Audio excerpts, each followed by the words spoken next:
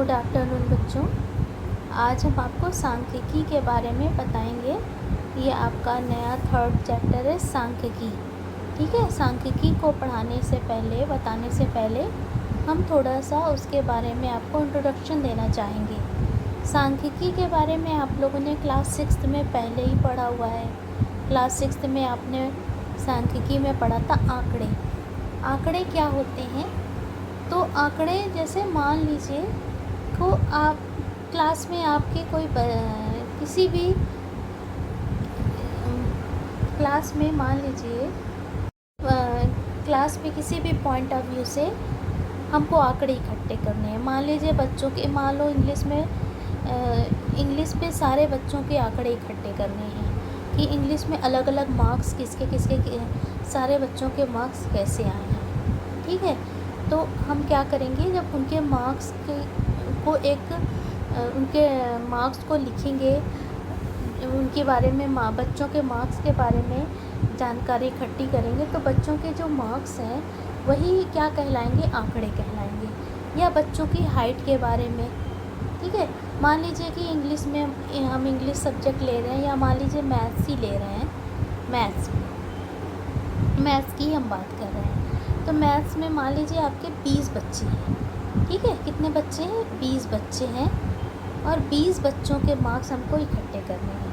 ठीक है, हमने एक टेस्ट लिया, किसी के 10 नंबर आए, किसी के 5 आए, किसी के 6 आए, किसी के 7 आए, किसी के 2 आए, किसी के 1 आए। ऐसे ये जो हमने मैथ्स के टेस्ट के मार्क्स जो 20 बच्चों के इकट्ठे किए, ये क्या कहलाएंगे? आंकड़े। क्या कहलाएंगे? आंकड़े। ठीक है, आंकड़े और भी किसी तथ्य के बारे में हो सकते हैं। ठीक है, मान लीजिए हमने बच्चों की हाइट के बारे में लिया। ठीक है, हाइट के बारे में लिया या वेट के बारे में लिया। मान लीजिए हाइट के बारे में हमने आंकड़े इकट्ठा किए। ठीक है, मान लो किसी की हाइट 4.5 फीट है। ठीक है, 4.5 फीट है, किसी की 5 फीट है, 5 फीट है। ठीक है, किसी की 5'2" है, 5'2" है। ऐसे हमने जो इन बच्चों की हाइट के बारे में आंकड़े इकट्ठा किए। तो ये जो हम किसी भी जब हम किसी भी बात को लेकर, जब हम उसके आंकिक मान को संख्यात्मक मान को इकट्ठा करते हैं, तो ये क्या कहलाते हैं? आंकड़े कहलाते हैं। ठीक है, आप लोगों ने सुना होगा, जैसे आप लोगों ने सुना होगा, अक्सर आपके घर में कोई नॉक करता है, दरवाज़ा नॉक करता है, और उससे आप किसी भी बारे में आपसे जानकारी इकट्ठा करने की कोशिश करता है। मान लीजिए उसने ये जानने की कोशिश किया, आपके मोहल्ले में मान लीजिए 20 परिवार है, और सबके घर में एक एक करके गया, और उसने पूछा कि आपके परिवार में कितने सदस्य हैं, कितने मेल हैं, कितने फीमेल हैं, कितने बच्चे हैं। ऐसे उसने जानकारी इकट्ठा की, या किसी इस बारे में जानकारी इकट्ठा की। आपने अक्सर सुना होगा कि कभी कभी आते हैं, कोई सेल्समैन आते हैं, कहेंगे मुझे कुछ लेना नहीं है, मैं बस पूछने आया हूँ आपके घर में कौन सा फ़िल्टर लगा हुआ है, एक्वागार्ड लगा हुआ है या प्योरिट लगा हुआ है, कौन सा फ़िल्टर लगा हुआ है। ठीक है, तो वो ये जानकारी आप इकट्ठा करना चाहते हैं, जिसके अनुसार वो, मान लो गवर्नमेंट अगर कोई डाटा इकट्ठा करती है, तो वो मान लीजिए जनसंख्या को लेकर इकट्ठा करना चाहती है। उसको जब ये जानकारी इकट्ठा करेगी, मान लो उसे जनगणना करनी है, हर 10 साल में जनगणना होती है। ठीक है, तो क्या करेगी, हर एक के घर में जाएगी, जब उनके परिवार के सदस्यों के बारे में लिख कर आएगी, तो उसको ये भी पता चलेगा कितने मेल हैं, कितने फीमेल हैं, कितने बच्चे हैं। ठीक है, सब के बारे में अलग अलग जानकारियाँ वो इकट्ठे करेगी। उसी हिसाब से ना अपनी गवर्नमेंट की जो भी सुविधाएं हैं, जो भी उसे सहायता देनी है, सुविधाएं देनी है, या जो भी व्यवस्थाएं करनी है, जब वो इन जनसंख्या के बारे में, अपने देश की पॉपुलेशन के बारे में जब वो जानकारी इकट्ठा कर लेगी, तभी तो वो कोई सुविधाएं दे सकेगी ना गवर्नमेंट। या मान लीजिए कोई कंपनी है, तो उसको क्या करना है, मान लीजिए उसे फ़िल्टर बनाना है, ठीक है। तो फ़िल्टर बनाना है तो वो क्या करेगी, अब उसको अंदाज़ा नहीं है कि कितना हम प्रोडक्शन करें, कितना प्रोडक्शन करें, तो वो क्या करेगी, पहले लोगों की जानकारी इकट्ठा करेगी, मत इकट्ठा करेगी कि किसको कौन सा फ़िल्टर पसंद है, कौन सा किसके घर में है और कौन सा वो लगाना चाहता है, ठीक है, लगाना चाहता है। तो वो एक मोटा मोटा आइडिया इकट्ठा कर लेगी, तो उसके अनुसार वो अपनी कंपनी में प्रोडक्शन करेगी।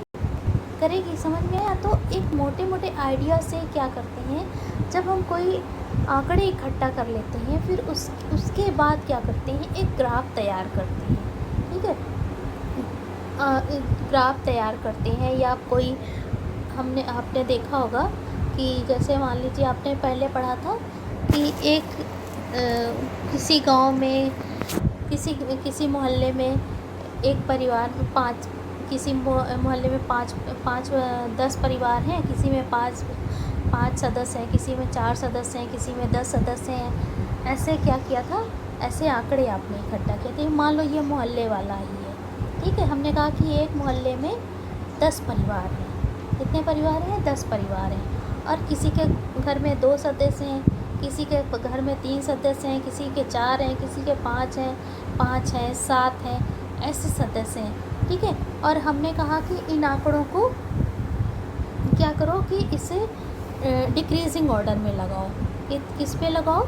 डिक्रीजिंग ऑर्डर में लगाओ। तो तुम क्या करोगी, पहले 1 2 3 4 5 6 7 8 9, एक और लिख लेते हैं 2, ठीक है, डिक्रीजिंग। तो क्या करोगी तुम डिक्रीजिंग ऑर्डर में लगाने के लिए, सबसे पहले सबसे बड़ी वाली संख्या लिखोगी, फिर 10 10 कितनी बार आया है? 2 बार आया है, तो 9 लिखोगी, फिर उस 9 के बाद क्या लिखोगी? 7 लिखोगी, 5 लिखोगी, ऐसे डिक्रीजिंग ऑर्डर में लगा लिया। या फिर तुमसे कहा इंक्रीजिंग ऑर्डर में लगाओ, तो पहले तुम छोटे वाले को लिखोगी, फिर बड़े वाले को, फिर उससे बड़े। तो ये क्या तुमने अपने आंकड़ों को, अपने डाटा को क्या किया, व्यवस्थित कर लिया, एक डिक्रीजिंग ऑर्डर या इंक्रीजिंग ऑर्डर में लगा लिया, ठीक है। एक ये चीज़ तुम लोगों ने क्लास 6 में सीखा था। एक और तुमने क्या सीखा था, एक तुमने सीखा था वो टैली चिन्ह लगाना। टैली चिन्ह लगाने में क्या सीखा था कि मान लो तुम्हारे आंकड़े हैं, ठीक, आंकड़ों में तुमने देखा कभी कभी नंबर क्या होते हैं, रिपीट होते हैं। तो मान लीजिए तुम्हारे 5 की बात करिए, ये तुम्हारे आंकड़े हम लिखते हैं कुछ,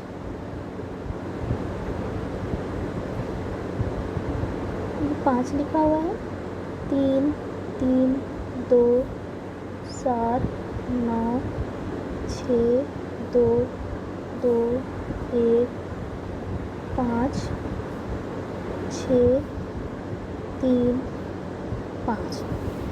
ये तुम्हारे आंकड़े तुमने देखे, 1 2 3 4 5 6 7 8 9 10 11 12 13 14 15।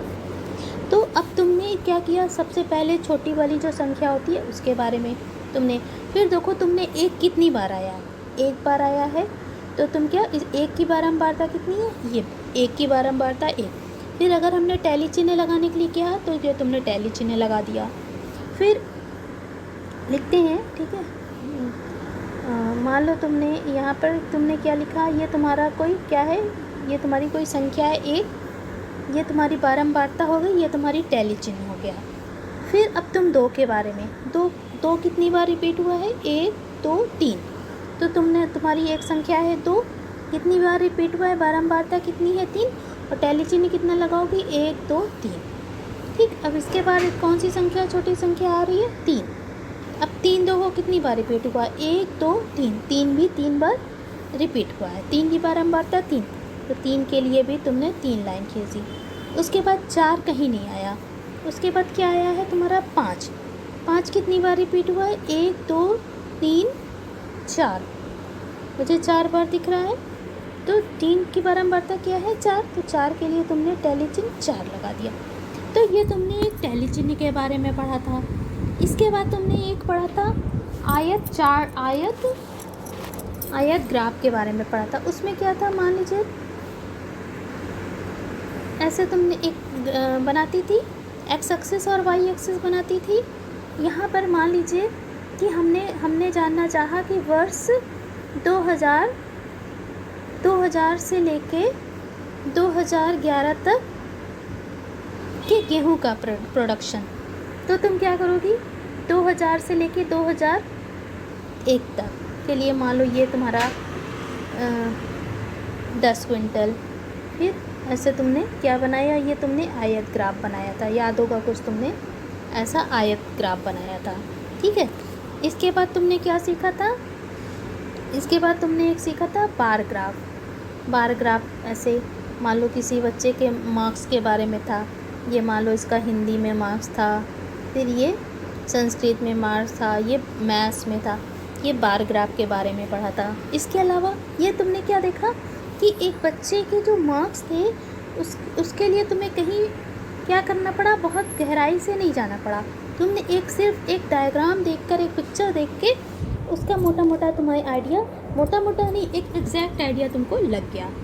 इसी तरह तुमने क्या के देखा था कि क्लास 6 में तुमने पढ़ा था कि तुमने पिक्टोग्राफ बनाया था। पिक्टोग्राफ में क्या था कि जैसे मान लो किसी दुकान में पंखे के लिए था, तो कि एक दुकानदार ने संडे को इतने पंखे बेचे, 4 पंखे बेचे, फिर मंडे को, तो उसके एक हफ्ते की जो सेल थी, एक हफ्ते की जो उसकी सेल थी उसके बारे में तुम्हें आइडिया लग गया।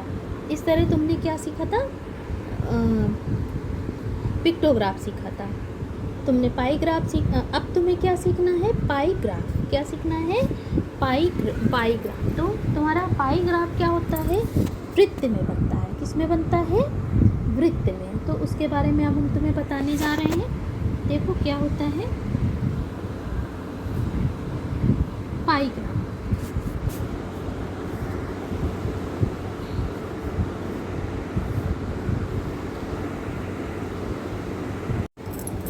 तुम्हें अब हम पाई ग्राफ के बारे में बताएंगे। ठीक है, तो पाई ग्राफ क्या होता है, ये पाई ग्राफ किस में बनता है, वृत्त में बनता है। वृत्त जैसे हम कोई भी सर्कल बनाते हैं।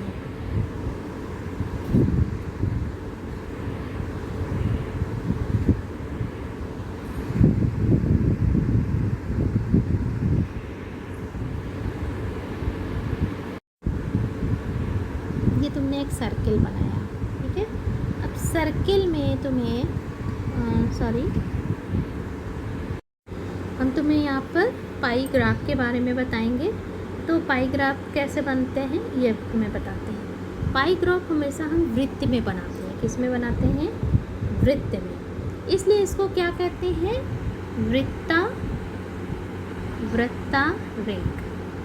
वृत्तारेख बोलते हैं। ठीक है, जब हम इसको बनाते हैं, मान लीजिए कि आपको मैंने 2 तरह के पत्थर दिए। क्या दिए, 20-20 पत्थर दिए, या मान लीजिए कुछ भी दिए, 6 पत्थर दिए। 6 पत्थर हमने तुम्हें रेड वाले दिए और 6 ही पत्थर हमने तुम्हें ब्लू वाले दिए। फिर क्या दिए, ब्लू दिए। तो हमने कहा इन्हें सर्किल में अरेंज कर दो, एक सर्किल में। तो तुमने क्या देखा, सर्किल के आधे हिस्से में रेड वाले आ गए और आधे हिस्से में ब्लू वाले आ गए। ये तो ठीक एक बात थी। अब हमने क्या किया, तुम्हें हमने 3 तरह के पत्थर दिए। अब हमने तुम्हें 3 तरह के पत्थर दिए और इस बार भी हमने तुम्हें 6 पत्थर दिए। ये यहाँ तुमने रेड वाले रख दिए, यहाँ तुमने ब्लू वाले रख दिए और यहाँ तुमने ब्लैक वाले रख दिए। तो तुमने देखा कि जब इन पत्थरों को तुम अरेंज कर रही थी, ये जब अरेंज कर रही थी तो ये हिस्सा उसने घेर लिया और ब्लू वाले ने ऐसे घेर लिया हिस्सा और ब्लैक वाले ने घेर लिया। तो तुम देखोगी ये ऐसे घेर लिया, ऐसे उसने एक स्थान को घेर लिया। सर्किल में एक स्थान को उसने ऐसा कुछ बनाते हुए घेर लिया। तो ये जो हिस्सा इसने, ये जो पार्ट इसने, भाग इसने जो घेरा, क्या करा, अगर तुम इसको देखो, ये क्या है, ये वृत्त की क्या है, त्रिज्या है। तो ये जो हिस्सा है, ये जो भाग है, ये जो पार्ट है, ये क्या कहलाया, त्रिज्य खंड। क्या कहलाया? त्रिज्यखंड। तो और त्रिज्यखंड कहलाया। और ये जो त्रिज्यखंड के सहारे ये जो कोण बना, ये क्या कहलाया? केंद्रीय कोण। क्या कहलाया? केंद्रीय कोण। जब भी तुम किसी चीज़ को अरेंज करोगी सर्किल में, तो यहाँ पर एक एंगल बन जाएगा, एक कोण बन जाएगा, वो क्या कहलाएगा? केंद्रीय कोण। और ये जो वृत्त में इसने जो भी हिस्सा वृत्त का इसने घेरा, ऑक्युपाई किया, वो क्या कहलाया? त्रिज्यखंड। ठीक है, क्या कहलाया? त्रिज्यखंड। ठीक, अब तुम जानती हो जो वृत्त का पूरा एंगल होता है वो कितना होता है? 360 डिग्री, 360 डिग्री का होता है। वृत्त में जो कोण बनता है पूरा पूरा कितना होता है? 360 डिग्री का होता है। ये अब तुमने जाना त्रिज्यखंड और केंद्रीय कोण। ठीक, तो इस त्रिज्यखंड और केंद्रीय कोण के सहारे हम क्या करेंगे? अपनी किसी भी जो भी हमारे पास जानकारी होगी, जो भी हमारे आंकड़े होंगे, वृत्त के सहारे हम ग्राफ बनाकर जो समझाते हैं वही हमारा क्या कहलाता है? पाई ग्राफ या वृत्तारेख। और कहीं कहीं इसका नाम पाई चार्ट भी लिखा होता है। ठीक, अब हम एक क्वेश्चन की तरफ चलते हैं तो शायद तुम्हें ज़्यादा समझ में आएगा।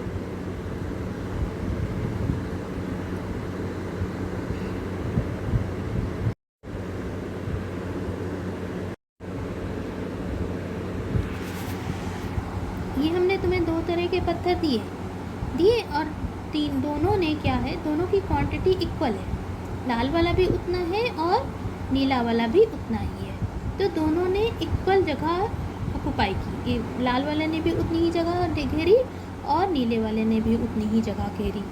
ठीक है, तो तुम जानती हो वृत्त का कोण कितना होता है? वृत्त के कोण का मान होता है 360 डिग्री। ये तुम जानती हो। तो 360 डिग्री जब होता है तो आधा मतलब नीले वाले ने कितना कोण बनाया? 180 डिग्री। और रेड वाले ने भी कितना कोण बनाया? 180 डिग्री। अब हम दूसरा एग्जाम्पल लेते हैं। दूसरा एग्जाम्पल देखो, हमने यहाँ 3 तरह के पत्थर दिए, लाल, नीले और काले पत्थर दिए, और तीनों की क्वांटिटी क्या है? 20 20 20। तीनों की क्वांटिटी 20 है। तो अब तीनों को ही इसी वृत्त में अरेंज होना है, तीनों को ही उसी वृत्त में रहना है। तो क्या करेंगे? तो वृत्त का पूरा कोण कितना होता है? संपूर्ण कोण, वृत्त के संपूर्ण कोण का मान होता है 360 डिग्री। तो एक तरह के पेबल्स को रखने में कितने डिग्री का कोण, केंद्रीय कोण बनेगा? कितना डिग्री का कोण बनेगा? 120 डिग्री का बनेगा। और दूसरे के लिए भी 120 बनेगा और तीसरे के लिए भी 120 डिग्री का बनेगा और तीनों का 120 100।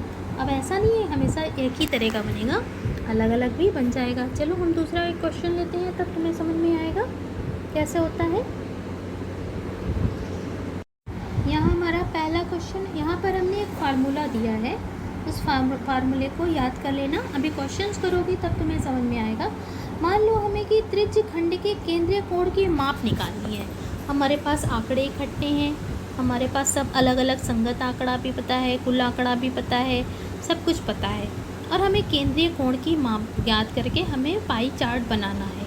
या मान लो हमें त्रिज्यखंड के केंद्रीय कोण की माप पता है और हमें संगत आंकड़ा निकालना है। तो दो तरह के क्वेश्चन आएंगे, दोनों को हम अलग अलग निकाल लेंगे। तो यहाँ देखो, तुमने देखो यहाँ पर एक क्वेश्चन दिया हुआ है। यहाँ पर क्या है? तुम्हारा पाई चार्ट। ये यहाँ पर सर्किल बना है लेकिन यहाँ पर आया नहीं फोटो पे, शायद पेंसिल से मैंने बनाया था इसी वजह से नहीं आया क्या? ये देखो यहाँ पर ये क्या है? एक वृत्त बना हुआ था, ये तुम्हारा आ नहीं पाया इस पर। तो क्या था कि जो यहाँ पर ये तुम्हारा देखो एक पाई चार्ट बना हुआ है। ये क्या है? तुम्हारे कितने 60 विद्यार्थी थे, जिनमें से द्वितीय आए, कुछ तृतीय आए, कुछ प्रथम आए और कुछ अनुत्तीर्ण हो गए, यानी कुछ फेल हो गए। ये तुम्हारा था। ठीक है, तो ये तुम्हारा क्या था? एक पाई चार्ट बना हुआ था। किसी परीक्षा में जो बच्चे थे, कितने बच्चे उत्तीर्ण हुए, कितने अनुत्तीर्ण हुए, कितने तृतीय आए, कितने प्रथम आए, कितने द्वितीय आए, उसके अनुसार क्या है? एक पाई चार्ट बना हुआ था। और इस पाई चार्ट को देख के तुम्हें कुछ प्रश्नों का उत्तर देना था। ठीक है, क्या करना था, कुछ प्रश्नों के उत्तर देने थे। तो पहला क्वेश्चन तुमने पाई चार्ट देखा, ये यहाँ पर वृत्त बनेगा, तो तुमने यहाँ पर पाई चार्ट देखा। सबसे पहला क्वेश्चन था सबसे अधिक शिक्षार्थी किस श्रेणी में उत्तीर्ण हुए। सबसे अधिक शिक्षार्थी, तो तुम यहाँ देखोगी कि जो द्वितीय श्रेणी में पास होने वाले बच्चे थे उनके लिए केंद्रीय कोण का मान क्या है, सबसे ज़्यादा अधिक है। ये देखो, इन्होंने सबसे ज़्यादा जगह घेरी है वृत्त में। तो क्या है, तो तुम्हारा आंसर क्या हुआ, द्वितीय श्रेणी में, क्योंकि द्वितीय श्रेणी के लिए त्रिज्यखंड के केंद्रीय कोण का मान सबसे अधिक है। फिर दूसरा क्वेश्चन पूछा सबसे कम शिक्षार्थी किस श्रेणी में उत्तीर्ण हुए। तो तुम यहाँ पर पाई चार्ट देखोगी, प्रथम श्रेणी के लिए कितने डिग्री का एंगल बन रहा है, 60 डिग्री का। तो 60 डिग्री का जब सबसे मतलब द्वितीय के लिए 180 डिग्री बन रहा है, तृतीय के लिए 90 डिग्री का बन रहा है, और प्रथम श्रेणी के लिए 60 डिग्री का। 30 का अनुत्तीर्ण के लिए नहीं पूछा है, पास होने वाले बच्चों के बारे में जानकारी अभी मांगी है दूसरे क्वेश्चन में। सबसे कम किस श्रेणी में उत्तीर्ण हुए, तो सबसे कम प्रथम श्रेणी में, क्योंकि प्रथम श्रेणी का मान द्वितीय श्रेणी से प्रथम श्रेणी के केंद्रीय कोण का मान द्वितीय और तृतीय से कम है। ठीक है, अब इसी का तीसरा क्वेश्चन देखते हैं क्या है।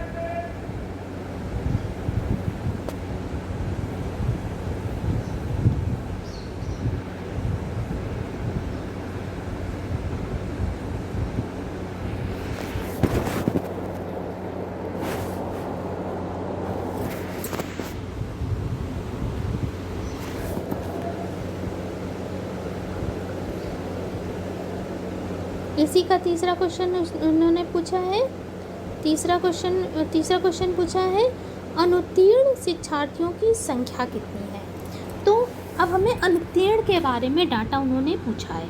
किसके बारे में डाटा पूछा है, अनुत्तीर्ण। तो हमने वहाँ पर लिखा हुआ था कि जब भी कोई भी हमें संख्या वहाँ के लिए हमने फार्मूला लिखा था, केंद्रीय कोण के माप, संगत आंकड़े की जो केंद्रीय कोण की माप होगी उसको लिखेंगे, कुल शिक्षार्थियों की संख्या लिखेंगे बटे 360। तो अनुत्तीर्ण के लिए जो केंद्रीय कोण का मान था वो 30 डिग्री का था। ठीक है, और कुल शिक्षार्थी कितने थे, 60 थे, और बटे 360, क्योंकि वृत्त का संपूर्ण कोण होता है 360।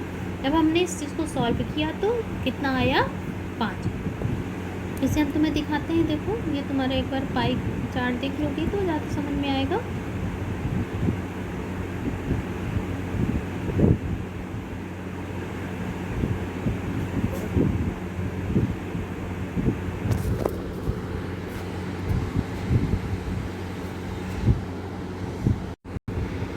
ये देखो, अनुत्तीर्ण के लिए जो आंकड़ा था वो कितने केंद्रीय, अनुत्तीर्ण के लिए जो केंद्रीय कोण का मान था वो 30 डिग्री था।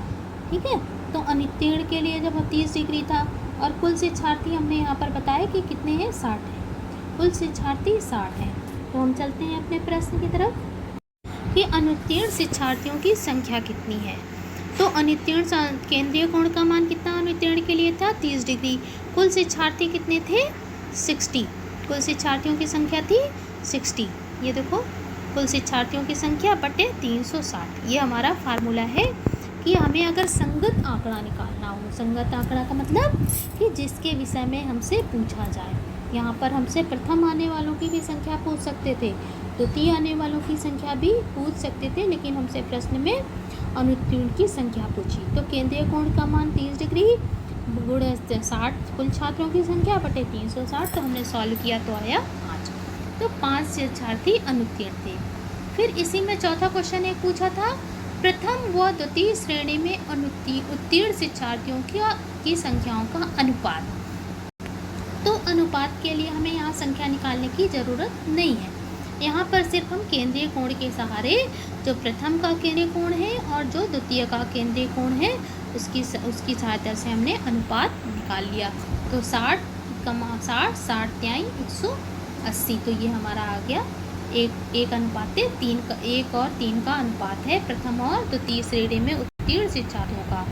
फिर हमारा दूसरा क्वेश्चन है, भारत के किसी शहर में तेज गति व एवं यातायात के नियमों का पालन न करने के कारण विभिन्न साधनों से यात्रा कर रहे सड़क दुर्घटना में घायलों की प्रतिशत दरों का ग्राफ निम्नवत है। एक ग्राफ दिया गया है, उसे हम देखते हैं। ये हमें ग्राफ दिया गया है जो कि यातायात के नियमों का पालन ना करने के कारण क्या हुआ कि कुछ एक्सीडेंट्स हो गए। पैदल चलने वालों की का भी एक्सीडेंट होता है, कार से चलने वालों का, बस से, साइकिल से, मोटरसाइकिल से, सबका एक्सीडेंट हुआ। मतलब एक जनरल एक डाटा जो है इकट्ठा किया गया, मान लो 1 महीने का डाटा इकट्ठा किया गया। सबसे अधिक घायल होने वाले किस प्रकार यात्रा कर रहे थे। तुमने क्या किया, तुरंत पाई ग्राफ से देखा, पाई ग्राफ बनाकर रखा हुआ था उन्होंने, और आपने पाई ग्राफ देखा और तुरंत एक आइडिया आपको लग गया कि जो पैदल चल रहे थे उनका एक्सीडेंट सबसे ज़्यादा होता है। जनरल क्या होता है, जो पैदल चलते हैं, इस पाई ग्राफ की सहायता से आपने देखा कि सबसे ज़्यादा पैदल चलने वालों का एक्सीडेंट हुआ। फिर दूसरा क्वेश्चन उन्होंने पूछा कि साइकिल से यात्रा करने वाले कितने प्रतिशत घायल से हुए। ठीक है, तो यहाँ पर तुमने एक मोटा मोटा आइडिया तुम्हें लग गया कि साइकिल से जो चल रहे थे उनके लिए केंद्रीय कोण का मान कितना था, 36 डिग्री था। तो यहाँ पर तुम्हें केंद्रीय कोण की माप पता है, तुम्हें आंकड़े कितने हैं, मतलब कितने प्रतिशत घायल हुए नहीं है। यहाँ पर प्रतिशत की बात की है, संख्या एग्जैक्ट संख्या नहीं पूछी है, प्रतिशत की बात की है। तो यहाँ पर कुल संख्या की जगह हम क्या लिख देंगे, 100, क्योंकि यहाँ पर प्रतिशत की बात करी है। तो साइकिल से चलने वाले घायलों की संख्या नहीं पूछी है, सॉरी, यहाँ पर प्रतिशत पूछा है शायद। साइकिल से चलने वालों का प्रतिशत पूछा है। तो केंद्रीय कोण की माप कितनी थी साइकिल से चलने वालों के लिए, 36 × 100। 100 हमने क्यों रखा, क्योंकि यहाँ पर हमसे प्रतिशत पूछा है। यहाँ पर प्रतिशत होना चाहिए था, सॉरी, प्रतिशत होना चाहिए था साइकिल से चलने वाले घायलों का, यहाँ पर क्या होना चाहिए था, प्रतिशत पूछा है। तो प्रतिशत की जब बात करते हैं तो वहाँ पर हम कुल की जगह क्या लिख देते हैं, कुल आंकड़ों की जगह हम वहाँ पर 100 लिख देते हैं। तो ये हमने लिखा 36 × 100/360। ये जब सॉल्व किया है तो 10%। तो साइकिल से घायलों का प्रतिशत कितना है, 10%। फिर हमसे पूछा मोटरसाइकिल से यात्रा करने वाले कितने प्रतिशत घायल हुए। अब यहाँ पर मोटरसाइकिल से घायल होने वालों का प्रतिशत पूछा है। तो संगत आंकड़ा मोटरसाइकिल के लिए कितना है, संगत आंकड़ा मोटरसाइकिल से 90 है। और कुल संख्या की जगह में प्रतिशत पूछा है तो 100 लिखेंगे बटे 360 हमने रखा, तो आया, तो तुम्हारा आया कितना,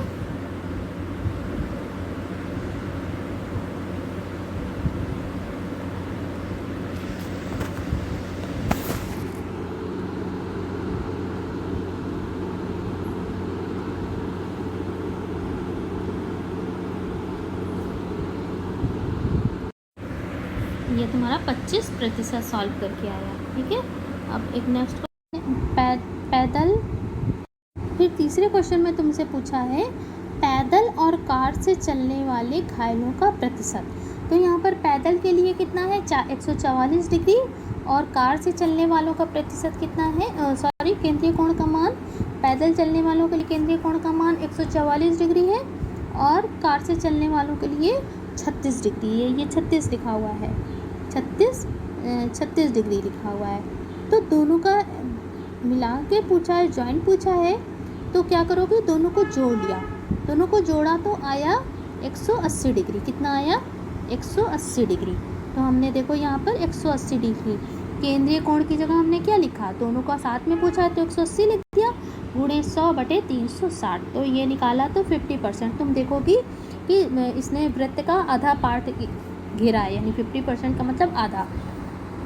फिर इसके बाद पूछा विभिन्न यात्रा साधनों से घायल होने वालों का प्रतिशत। सिर्फ पूछा है साधनों से, पैदल को माइनस कर देंगे।